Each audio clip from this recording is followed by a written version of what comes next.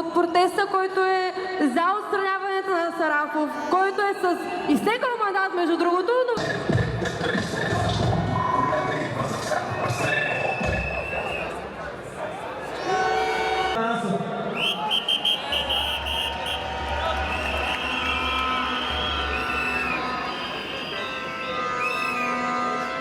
Здравейте, будни граждани!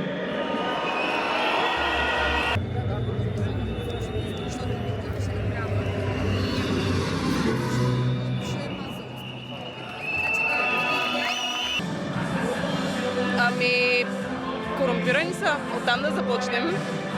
Гледат си собствените интереси, а не гледат интересите на народа. И цялостно просто опитват да перат пари. За корупцията, която се управлява от Пеевски, от Бойко Борисов, и за гнева, който изпитваме за тяхната наглост. Да внесат още веднъж този отвратителен бюджет отново за четвърти път. Ами много е нагло всичко, много е безочливо, с много нагло поведение се случва управлението. Може би има около 50-60 човека легитимни в този парламент, които наистина защитават демократичните ценности.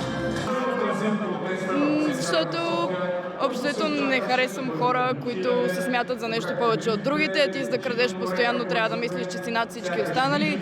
И за хора, които са нагли, нямат грам срам, няма как да имам уважение и да се асоциирам с такива хора.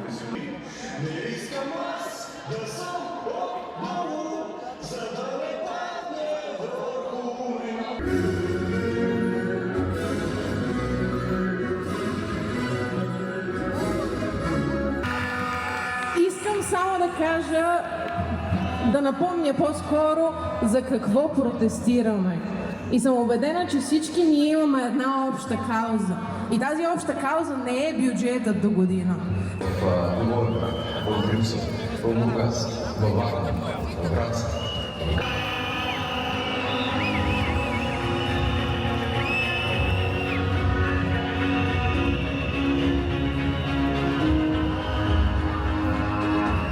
Пускате своя вод в урната или на машината. Благодаря ви.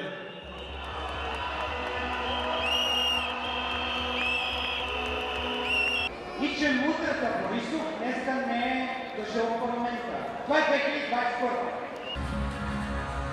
Обаче ние внезапно се събрахме. Цял свят наблюдава протестите в България. Ройтерски излъчи